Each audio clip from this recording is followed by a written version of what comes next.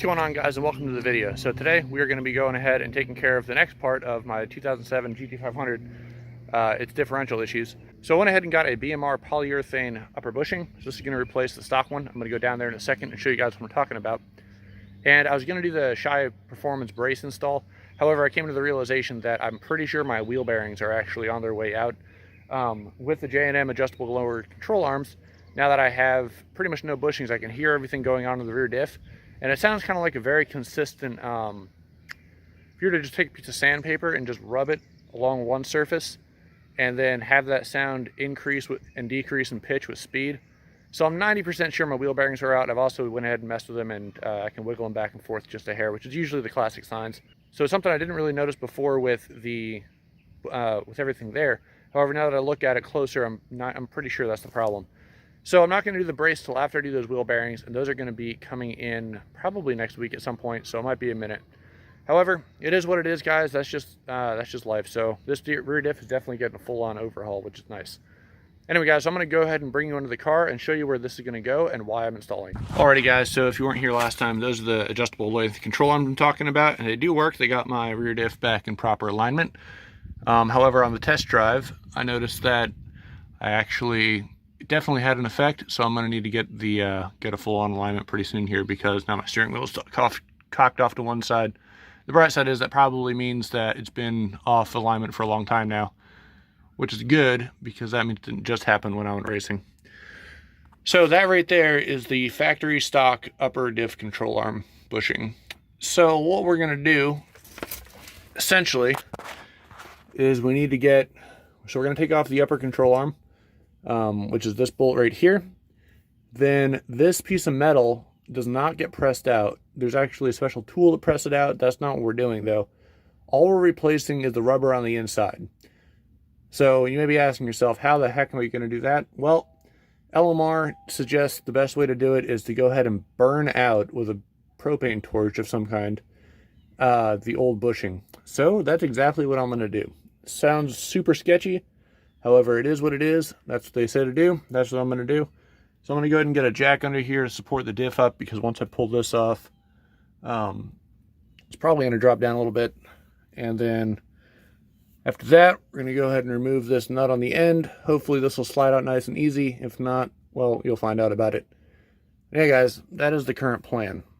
Alrighty, so as you can see, that's the upper control arm. It is adjustable. The whole point of that is to get the correct angle in relation to the drive shaft.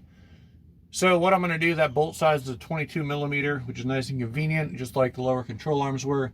And I'm going to go ahead and pretty much wrestle that thing out, and we'll see how it goes. So I'll catch back up with you after I get that thing out.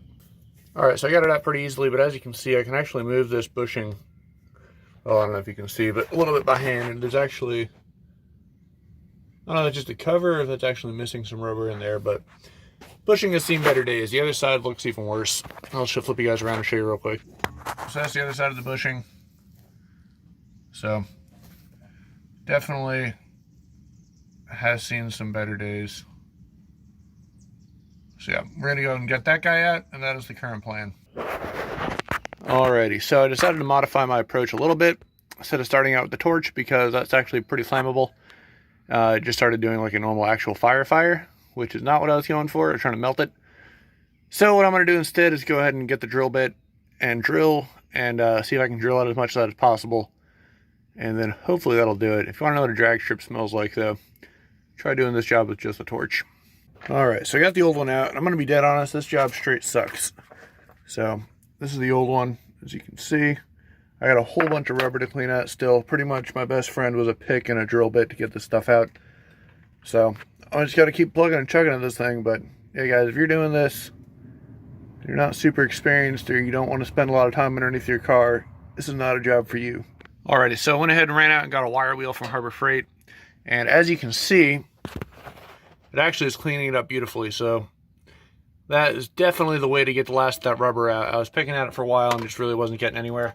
So once you're able to get, pretty much what I came to the conclusion, once you're able to get this out, so use a drill bit to try and get all the, as many, channels out as possible. Then I used a pick to pick out all the extra pieces and get this piece out. For that, I went the wire wheel route, and that seems to be by far the best path. So I'm going to go ahead and get the other side cleaned out again, just flip the drill bit around and do the other side. And after that, that's where it's going to get challenging. I got to figure out how to get the new one in there. All right, so as you can see, everything is all cleaned up now, looking nice and shiny. So now let me show you the new part. All right, so this is our new part. I have not greased it yet. I'm going to throw some grease on it. There's no grease points, so I'm just going to kind of put grease everywhere. And so the way it's going to sit in there is in this orientation. Looks really weirdly red on this, but anyway. So this gets pulled off, that gets pulled off, and this piece is stuck on there. So it looks like, actually what we're going to do, we're going to stick it into the diff going this way, and then we're going to stick this piece on in that way, because I'm pretty sure that's going to mate up with, hang on. Pretty sure that's going to mate up, those grooves are going to mate up with this surface right here. So yep, I did not get any install directions with this. I've looked up what I can, but I'm pretty sure that's how it's supposed to work. So that's what we're going to go ahead and do. All right, so long story short, broke down and watched BMR's video on how that, or not video, but install instructions.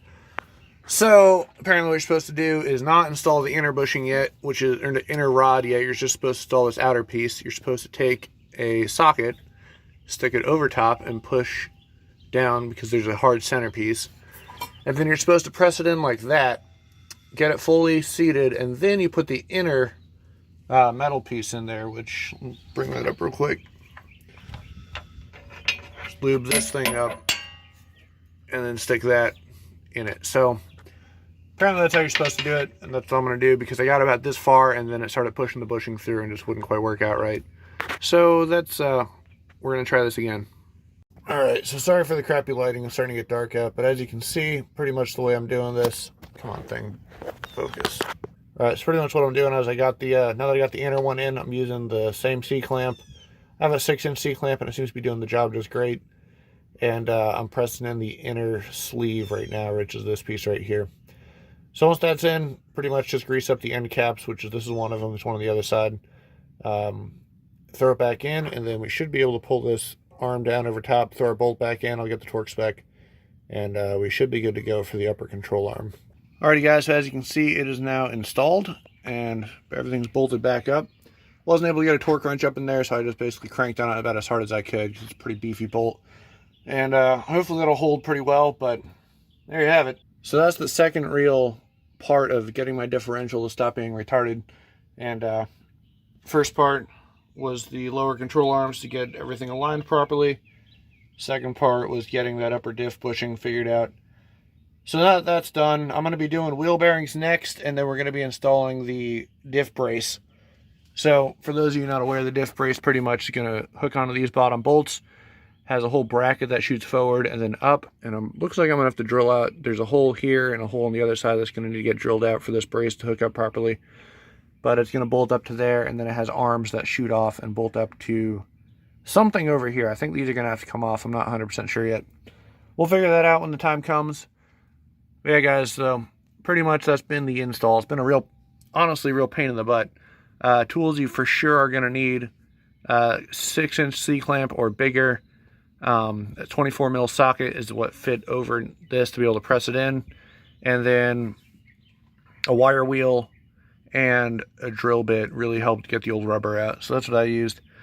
But yeah, guys, hopefully you enjoyed the video. There's not really much else to go on down here. And I think I'll go ahead and catch you guys in the next one. So like, subscribe. If you have any questions, leave them down below, and I'll see you in the next video.